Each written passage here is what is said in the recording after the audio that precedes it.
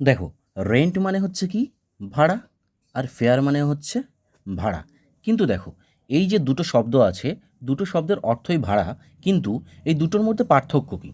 এই রেন্ট বলতে বোঝাচ্ছে যখন কোনো ব্যক্তি অপর কোনো ব্যক্তিকে কোনো তার সম্পত্তি বা কোনো জিনিস একটা নির্দিষ্ট সময়ের জন্য ব্যবহার করতে দিচ্ছে অর্থের বিনিময়ে। আমি যদি কয়েকটা উদাহরণ দিই, ব্যাপারটা একদম তোমাদের কাছে ক্লিয়ার হয়ে যাবে। মনে করো আমি একটা দোকান করতে চাই, ঠিক আছে? তো সেই জন্য আমার দোকান করার মতো উপযুক্ত কোনো ঘর নেই। তো সেই জন্য কী করলাম, আমি এক ব্যক্তির কাছ থেকে একটা ঘর নিলাম। ঘর নিলাম মানে এই নয় যে ঘরটা কিনে নিলাম, আমি সেখানে দোকান করার জন্য সেই ঘরটাকে ব্যবহার করব, এবং কি দেখো, তাকে সেই ঘরটা ব্যবহারের বিনিময়ে তাকে প্রতি মাসে একটা নির্দিষ্ট পরিমাণ তাকে অর্থ দেব, ঠিক আছে, টাকা দেব। আরেকটা জিনিস থাকো, মনে করো কেউ একটা কম্পিউটার সেন্টার খুলতে চায়, ঠিক আছে? কম্পিউটার সেন্টার খুলতে চাই, তার কাছে নিজস্ব কোনো ঘর নেই, ঠিক আছে? তো সে তখন কি করছে, অন্য কারোর ঘর নিচ্ছে, নিয়ে সেখানে কম্পিউটার সেন্টার করেছে, ঠিক আছে?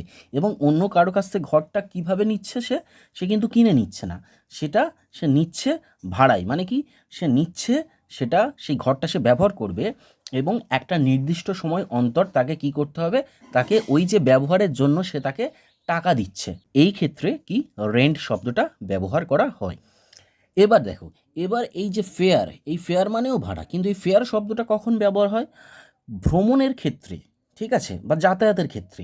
ধরো আমি এক জায়গা থেকে অন্য জায়গায় যাচ্ছি, ঠিক আছে?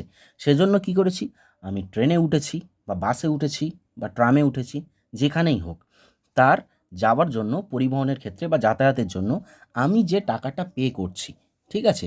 আমি বাসে উঠেছি, এক জায়গা থেকে অন্য জায়গায় যাব, ঠিক আছে? এই যাতায়াতের জন্য আমি যে টাকাটা দিচ্ছি, এটাই হচ্ছে ভাড়া। তাহলে ব্যাপারটা নিশ্চয়ই ক্লিয়ার হলো। তাহলে দেখো, ব্যাপারটা যদি আমি খুব সংক্ষেপে বলি, রেন্ট মানে হচ্ছে কি, কারোর সম্পত্তি বা কোনো জিনিস আমি ব্যবহার করছি, এবং তার বিনিময়ে তাকে আমি অর্থ দিচ্ছি, এবং অর্থটা কখন দিচ্ছি, একটা নির্দিষ্ট সময়ে, ঠিক আছে, একটা নির্দিষ্ট সময়ে দিচ্ছি। ফেয়ার বলতে কি, ফেয়ার বলতে এখানে দেখো, পরিবহনের ক্ষেত্রে বা যাতায়াতের ক্ষেত্রে যে টাকাটা দিচ্ছি, ঠিক আছে, বাসে, ট্রামে, ট্রেনে, যেখানেই হোক, এক জায়গা থেকে অন্য জায়গা যাওয়ার জন্য যে টাকাটা আমি পে করছি, সেটাকে বলা হবে ফেয়ার। আশা করছি ব্যাপারটা তোমাদের ক্লিয়ার হয়ে গেছে, ঠিক আছে?